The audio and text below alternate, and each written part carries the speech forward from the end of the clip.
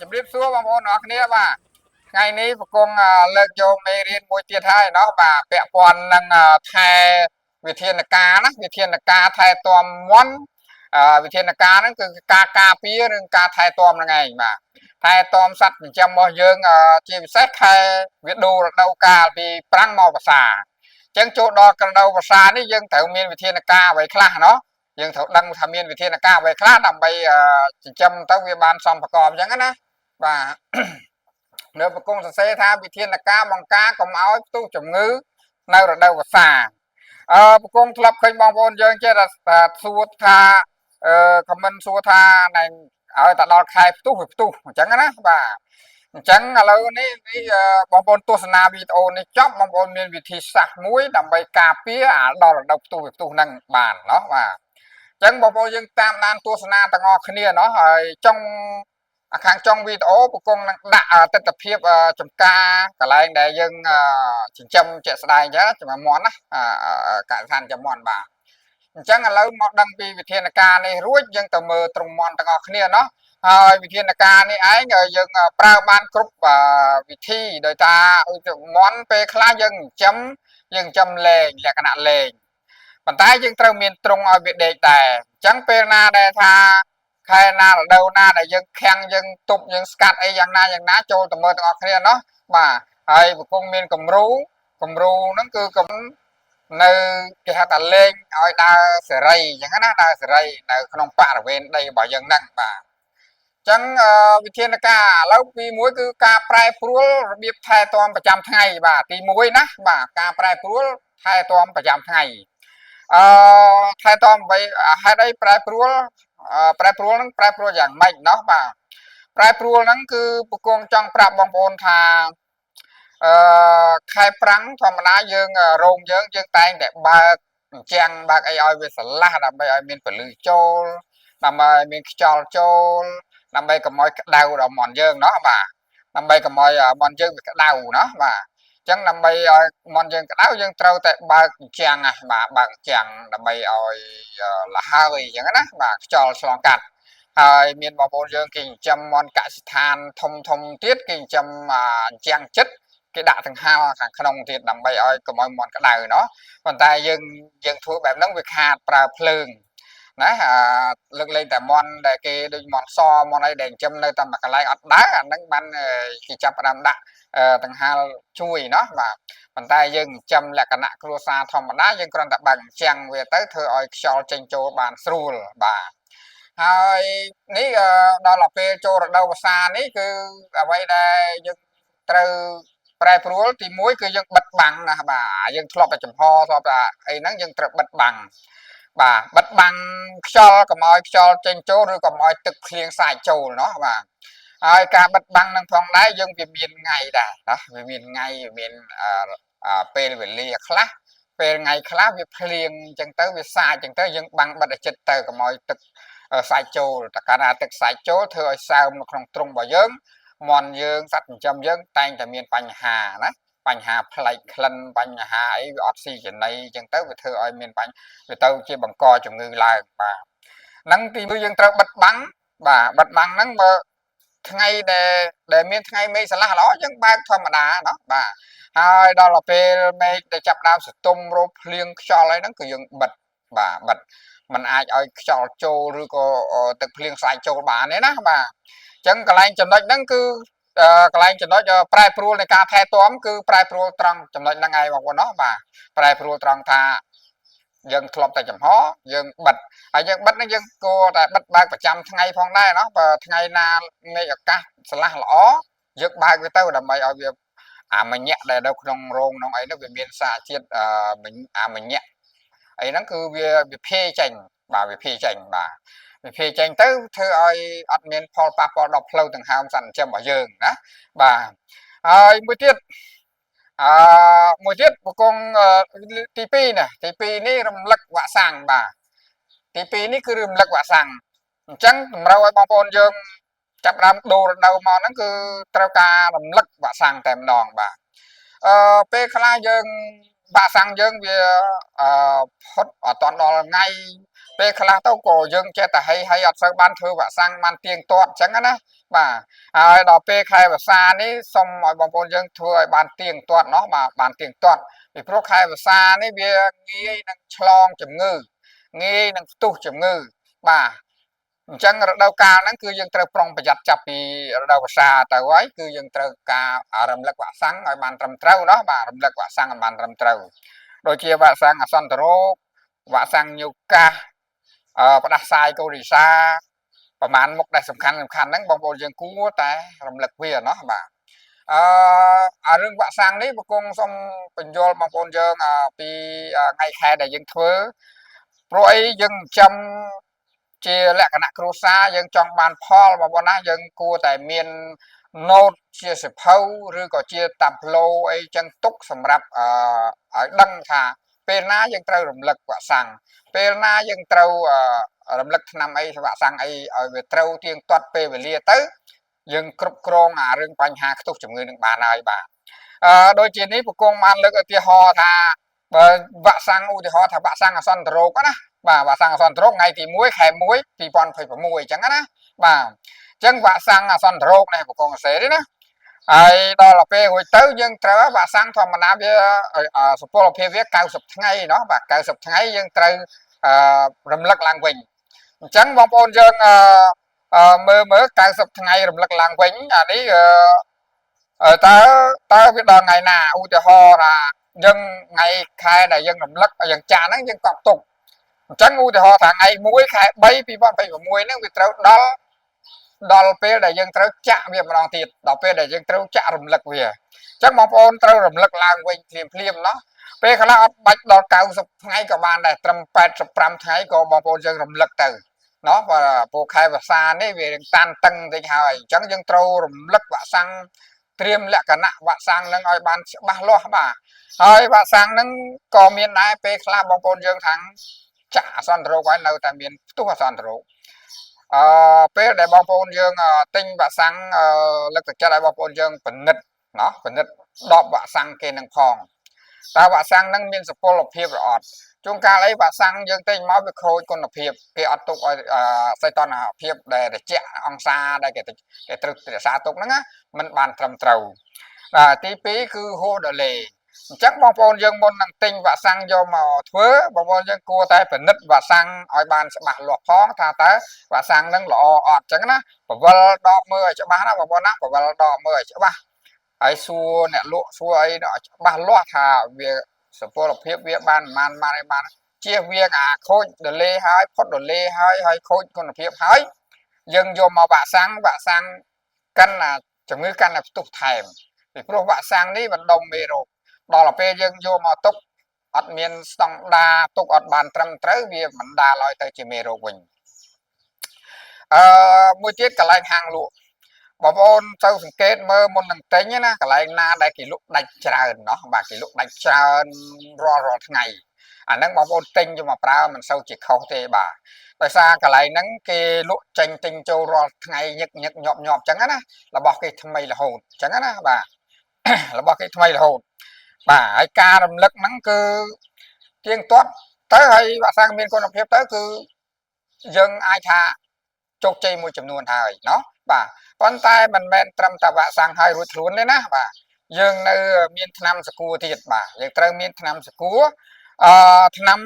ត្រូវមានថ្នាំសកួរបងប្អូនណាបាទហើយមុននេះឥឡូវពូកងសុំរំលឹករឿង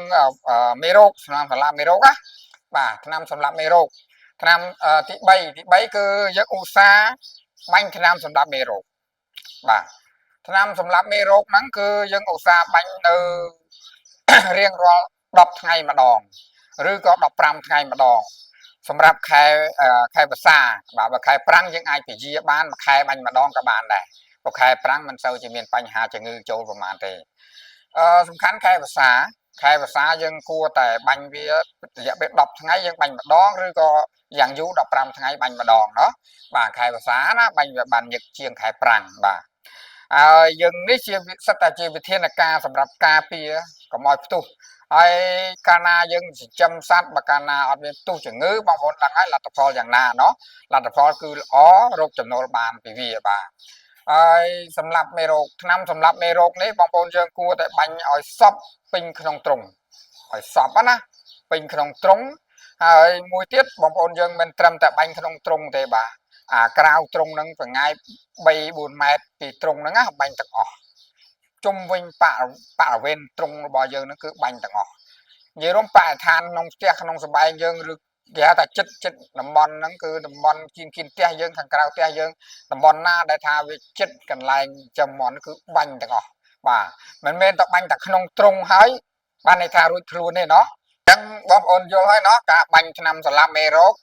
យើងឧស្សាហ៍បាញ់បខែវសាបកងបាញ់10ថ្ងៃបាញ់ម្ដងបាញ់សពទាំងមន់ទាំងសัตว์អីហ្នឹងវាមានថ្នាំសម្លាប់មេរោគមួយចំនួនដែលយើងទិញមកយើងបាញ់លើសត្វចិញ្ចឹមយើងបានអញ្ចឹងយើងបាញ់វាស្រោចឲ្យសពអស់ខាងក្នុងហើយយើងបន្តបាញ់គៀនទ្រុងយើងនឹងមកជុំហើយបរិវេណចង្អាយទ្រុងហ្នឹងល្មមមកបរិស្ថានដែលយើងរស់នៅហ្នឹងគួរតែបាញ់វាទៅណោះបាទបាញ់វាទៅដើម្បីឃ្លាកុំឲ្យវាមានហានិភ័យកើតរោគបានបាទអញ្ចឹងការសម្លាប់មេរោគគឺយើងបាញ់បែបហ្នឹងណោះបាទបងប្អូនខ្លះបាញ់តែក្នុងទ្រុងនេះក្រៅទ្រុងអត់បាញ់ទេអញ្ចឹងពេលណាដែលវារោគស៊ីនៅក្នុងទ្រុងហ្នឹងខាងក្រៅនេះវាងាយនឹងរៀលចូលណាមេរោគនៅជាប់អញ្ចឹងឯខាងក្រៅទ្រុងឯយើងហ្នឹងវាចូលឡើងវិញមកប្រសិទ្ធភាពថ្នាំហ្នឹងរត់តែខ្សោយធ្វើឲ្យមេរោគវាលុកបានអញ្ចឹងបើសិនជាសម្រាប់ទាំងក្រៅរោងទាំងឯឆ្ងាយទៀតតរំតែមេរោគហ្នឹងវារៀលដាលមកហ្នឹងវាបានយូរវែងហើយគុណភាពបែបហ្នឹងធ្វើបែបហ្នឹងគុណភាពល្អបាទអញ្ចឹងពពងចែកម្លែកនៅបទពិសោធន៍ដែលពពងធ្លាប់ធ្វើកន្លងមកเนาะបាទអញ្ចឹងមួយទៀតទី4បាទទី4នេះបើតែយើងធ្វើវ៉ាក់សាំងហើយយើងបាញ់ថ្នាំសម្លាប់មេរោគហើយក៏យើងគួរតែមានថ្នាំបំរុងเนาะនេះបំរុងថ្នាំបាទថ្នាំបំរុងបាទយើងត្រូវតែមានថ្នាំបំរុងហ្នឹងថ្នាំអីខ្លះបងប្អូនយើងធ្លាប់សង្កេតទេថាតើសត្វចិញ្ចឹមរបស់យើងណាសត្វចិញ្ចឹមរបស់យើងសប្តាហ៍ថ្ងៃហ្នឹងតើវាឧស្សាហ៍អីគេកើតអីគេជំងឺអីគេឧទាហរណ៍ថាវាធ្លាប់តែឧស្សាហ៍ជំងឺរីឧស្សាហ៍ផ្ដាសាយឧស្សាហ៍រលាកផ្លូវដង្ហើមតោះបាទអញ្ចឹងបើពគងត្រៀមថ្នាំ3មុខហ្នឹងឯងតោះបាទពគងត្រៀមថ្នាំរីថ្នាំផ្ដាសាយហើយនឹងរលាកផ្លូវដង្ហើមពគងត្រៀមថ្នាំ3មុខនេះឯងសម្រាប់ទុកបំរុងក្នុងកសិដ្ឋានយើងស្រេចជៀសវាងពេលដែលមន់យើងចាប់ដើមឈឺហើយបានបងប្អូនទៅរំទៅរកថ្នាំពេលខ្លះទិញតាមអនឡាញទៀតហើយអនឡាញ2ថ្ងៃ3ថ្ងៃបានមកដល់ហើយទៅរំ2 3ថ្ងៃបានមកដល់សត្វចិញ្ចឹមរបស់យើងខ្សោយបាត់កាន់តែខ្សោយកាន់តែខ្លាំងកាន់តែអន់ណាស់អញ្ចឹងណាអញ្ចឹងសុខភាពហ្នឹងទ្រាំនេះយកថ្នាំមកដាក់ជួលរលអត់ត្រូវជួលរលអត់ជាដោយសារវាឈឺតិចទៅជាឈឺធ្ងន់តែបើយើងមានបំរុងថ្នាំនៅក្នុងកាយដ្ឋានយើងហើយចាំមកមើលថាអត់ស្រួលដាក់ផ្លែបត្រូវភ្លាមឧទាហរណ៍ថាយើងនឹងទៅមកក្តៅខ្លួនតិចតួចមិនទាន់វាប្រុងគ្រុនពវៀនឬក៏វាប្រុងថាគ្រុនចាញ់ដល់ពេលយើងក្តៅតិចតួចយើងមានថ្នាំដាក់ពុបវាបាត់ទៅវិញភ្លាមមិនបាច់ចាំគ្រុនធំអញ្ចឹងណាបាទសត្វចិញ្ចឹមដូចគ្នាណាតែកាលណាឃើញយើងសង្កេតមើលឃើញរាងអន់ហើយដាក់ផ្លឹបសត្វចិញ្ចឹមរបស់យើងគឺស្វាងវិញភ្លាមបាទហើយទី5នេះពគងចែកម្លែកទៅឲ្យបងប្អូនយើងចេះសង្កេតបាទសង្កេតសុខភាពសត្វនេះសង្កេតសុខភាពមន់នេះណាបើយើងចាំមន់ចាំជ្រូកសង្កេតដូចគ្នាណាបាទអញ្ចឹងការចេះសង្កេតនេះគឺប៉កែខ្លាំងណាស់បាទប៉កែខ្លាំងណាស់ការសង្កេតនេះមិនមែនលេងទេបងប្អូនយើងបាទសង្កេតនេះយើងសង្កេតមើលឲ្យដឹងថាពគងចែកម្លែកពីរបស់ពគងសង្កេតមួយថ្ងៃ3ដងបាទមួយថ្ងៃ3ដងណាបាទ3ដងហ្នឹងសំខាន់ជាងគេបងប្អូនយើងសំខាន់ជាងគេពេលព្រលឹមដែលវាចេញពីតំណុំចុះពីតំណុំហ្នឹងណាបាទពេលណាដែលឃើញសัตว์យើងចុះពីតំណុំយើងត្រូវសង្កេតមើលពេលហ្នឹងលួចមើលការសង្កេតនេះយើងមិនចាំបាច់ទៅដល់ចិត្តទេណាបងប្អូនណាបាទយើងត្រូវចេះលួចមើលវាពីចម្ងាយเนาะបាទចេះលួចមើលវាពីចម្ងាយពេលសัตว์ចិញ្ចឹមឬក៏មន់ណាយើងនិយាយថាមន់ចាស់កាលណាយើងទៅចិត្តវារៀងផ្អើលយើងផងវាអត់ឲ្យយើងដឹងពីអាការៈវាទេតែពេលណាដែលយើងលួចមើលពីចម្ងាយយើងអាចដឹងពីអាការៈថាមន់នេះលះមន់នេះមិនលះអានោះមិនស្រួលអានោះស្រួលអញ្ចឹងណា យើងបានមើលទៅពីចម្ងាយយើងអាចមើលតែល្មមមកយើងមើលឃើញច្បាស់ណាមើលពីចម្ងាយអញ្ចឹងវាមន់ហ្នឹងវាអត់ដឹងខ្លួនផងវាមិនតាំងដឹងខ្លួនថាយើងលួចមើលវាផងអញ្ចឹងបានដឹងថាអាការៈច្បាស់លាស់ល្អហើយសំខាន់ពេលព្រឹកព្រលឹមនេះឯងបើកាលណាវាចុះមកឃើញអាផ្សេងរូអស់តែនៅមាន2 3ហ្នឹងធ្វើយឺតបងប្អូនណាយឺតអាហ្នឹងគួរតែបញ្ញាប់ដោះស្រាយវាណោះបាទហើយញ៉ាំដោះស្រាយវាដាក់ថ្នាំដាក់អីឲ្យផឹកចឹងទៅជាវាចាំវាសង្កត់ក្បាលដល់ដីហើយបានយើងដឹងអាហ្នឹងពិបាកហើយបាទអញ្ចឹងណាបាទអញ្ចឹងពគង់ឲ្យបងប្អូនយើងចេះសង្កេតគឺលួចសង្កេតពីចម្ងាយគឺមានប្រសិទ្ធភាពខ្ពស់ជាងការទៅមើលផ្ទាល់ដល់ចិត្តភ្លាមអញ្ចឹងណាបាទហើយសង្កេតវាមាន3ពេលពគង់សម្រាប់ពគង់សង្កេតពេលព្រឹកហើយនិងពេលថ្ងៃត្រង់ពេលល្ងាចបាទសំខាន់ជាងគេគឺពេលព្រឹកនេះឯងពេលខ្លះបងប្អូនយើងរវល់ធ្វើការនេះនោះអាថ្ងៃហ្នឹងអត់បានសូវមើលក៏វាមិនសូវជាបញ្ហាដែរបញ្ហាខ្លាំងគឺព្រលឹមឡើងដាច់ខាតហ្នឹងគឺពេលព្រឹកណោះបាទពេលព្រឹកព្រលឹមណាពេលព្រឹកព្រលឹមយើងសង្កេតមើលអាណាខ្លះធម្មតាវាព្រឹកឡើងវាចុះមកមិនចុះពីទំនំឬបើដេកលើខ្ពស់វាចុះព្រុសមកអញ្ចឹងណា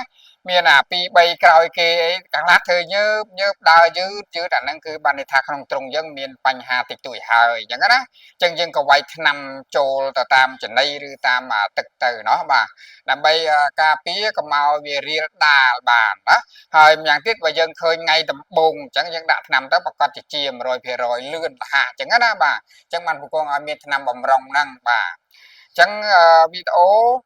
ពគង់ចែកម្លែកអ្វីដែលពគង់ធ្លាប់ជួបប្រទះចែកម្លែកបងប្អូនយើងបាទហើយសូមបងប្អូនយើងផ្ដល់នៅកម្លាំងចិត្តឲ្យពគង់នៅ like comment ឲ្យពគង់ដាក់ចុចបេះដូងឲ្យពគង់ផងណោះបាទដើម្បីពគង់មានកម្លាំងចិត្តនិងផលិតវីដេអូថ្មីបន្តទៀតបងប្អូនណាបាទហើយឥឡូវនេះបងប្អូនយើងទៅមើលទស្សនាមន់បាទទស្សនាមន់ដែលយើងចិញ្ចឹមលក្ខណៈលេងប្រឡែងវាលលេងតាមចកាណាបាទយើងមានចកាមានឬក៏ចកាស្វាយអីដែលវានៅមានពលឺច្បាស់អីចឹងមិនដោយសុបទ្រពេកទេណាបើកាលណាចកានឹងស្ដុកពេកចិញ្ចឹមអត់កើតដែរតែចកានឹងវាមានពលឺមានអីនៅចេញចូលបានអញ្ចឹងយើងប្រឡែងមេបានៅតាមចកាអញ្ចឹងឃើញថាវាលទ្ធផលល្អខ្លាំងណាស់បងប្អូនយើងពងយកមកភ្ញាស់មានអត្រាញាស់ខ្ពស់ហើយគុណភាពល្អអញ្ចឹងណាអញ្ចឹងពងចែកម្លែកពីវិធីសាស្ត្រនេះមួយទៀតឥឡូវហ្នឹងបងប្អូនយើងទៅមើលជាមួយពងទាំងគ្នាយើងចិញ្ចឹមលក្ខណៈនៅអានេះទីធ្លាចំការបងប្អូនយើងបាទចំការនេះគឺជាប្រភេទចំការមានមកកណាត់ចំការស្វាយមកកណាត់ហើយការចិញ្ចឹមលេងមេបាឲ្យដើរសេរីចេះណាបាទពពងសង្កេតឃើញថាគុណភាពវាល្អបាទគុណភាពវាល្អណាបាទល្អយ៉ាងម៉េចល្អត្រង់ថាទី1វាអត់សូវចុះចំណីបាទទី1អត់សូវចុះចំណីទេហើយទី2គឺគុណភាពពងគឺល្អហ្មងបាទគុណភាពពងល្អមេបាយើងពងបានច្រើន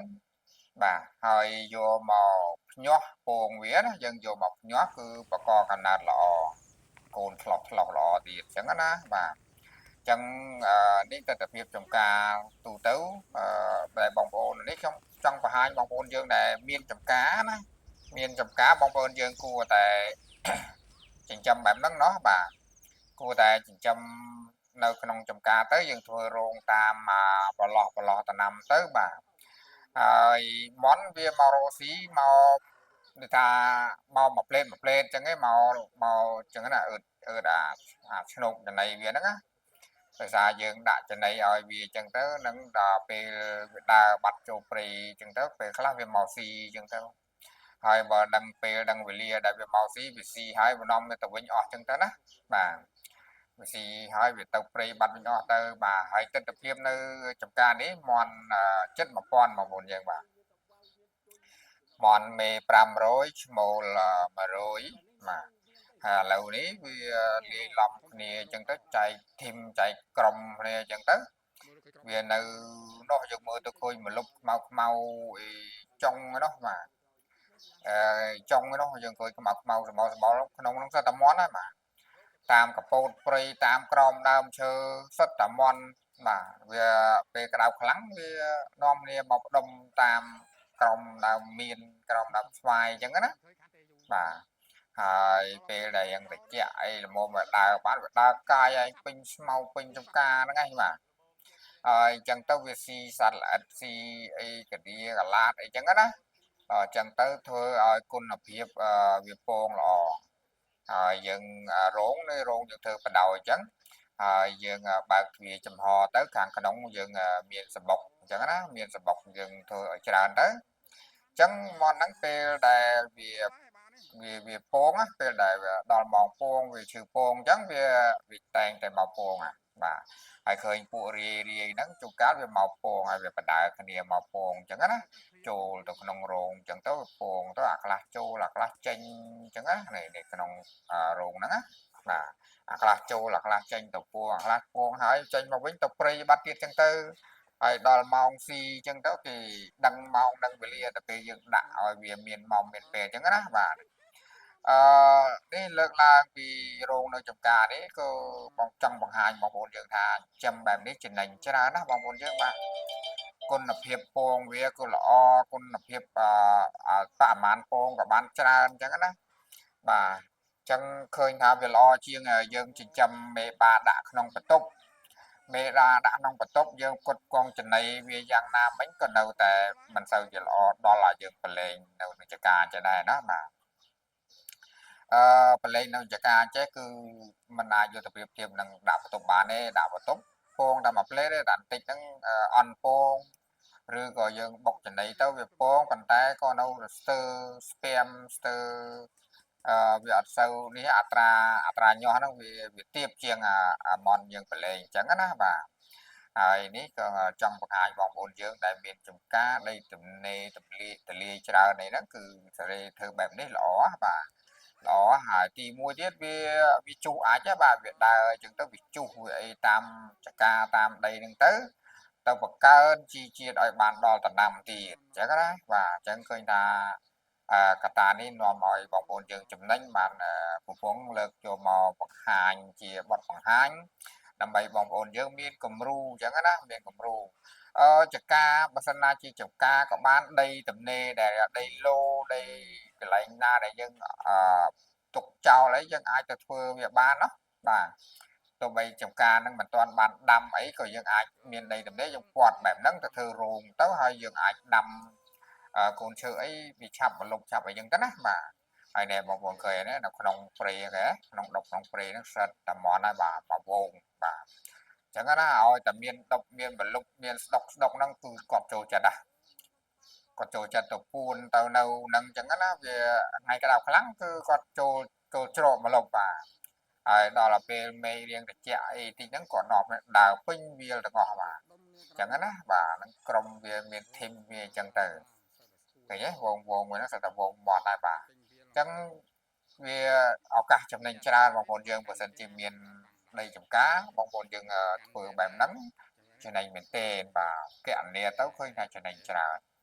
ចំណាយលើចំណីឲ្យស៊ីមួយថ្ងៃតែម្ដងក៏បានដែរបាទហើយដោយមេបាពងអីតើឲ្យស៊ីច្រើនដងពេកធាត់អត់ពងទេណាបាទខ្លាញ់ញុកអត់ពងទេហើយបើយើងឲ្យវាស៊ីម្ដងម្កាលឬមួយថ្ងៃឲ្យតែម្ដងបានហើយវាទៅស៊ីអីផ្សំថែមខ្លួនវាទៅហើយតែកាលណាយើងអត់សូវឲ្យស៊ីក៏វាចេះដែរវាដើរបាត់វាដើរចូលព្រៃបាត់អស់ណាដល់ម៉ោងស៊ីអញ្ចឹងទៅបើយើងឲ្យវាស៊ីរៀបដេកអញ្ចឹងទៅម៉ោង5ម៉ោង6ណាបាច់ឲ្យនេះណាឲ្យស៊ីវានាំទៅមកគាត់ចេញពីព្រៃមកក៏មកស៊ីហើយក៏ឡើងដេកទៅមានបរិស្ថានបែបនេះស្រដៀងគ្នានេះបងប្អូនយើងធ្វើទៅបានផលហើយបាទនេះឃើញទេវានៅផ្ដុំអានេះដោយសារពេលថ្ងៃក្តៅបាទថ្ងៃក្តៅខ្លាំងវានាំគ្នានៅក្រោមម្លប់ទៅបាទហើយរស់នៅសេរីភាពវាអញ្ចឹងវាអត់ stress ដែលទៅទស្សនាណាបាទទៅទស្សនាពីទស្សនវិជ្ជាប្លែកនៃការចិញ្ចឹមមាន់អញ្ចឹងពកងសូមរំលឹកថាបើចិញ្ចឹមមាន់មេបាពងណាបើសិនជាកន្លែងយើងជាទៀតយើងចិញ្ចឹមក្នុងទ្រុងក៏ចិញ្ចឹមចុះប៉ុន្តែបើសិនជាកន្លែងយើងទលាយដូចមានចំការដូចឃើញយើងបានឃើញមិញហ្នឹងណាបើសិនណាជាបងប្អូនយើងទៅចិញ្ចឹមចំការបែបនេះណាគឺល្អមែនទែនបងប្អូនយើងបាទពងល្អណាស់ហើយយកមកមេជីវិតក៏ស្ថានភាពស្ពាមក៏ល្អដែរ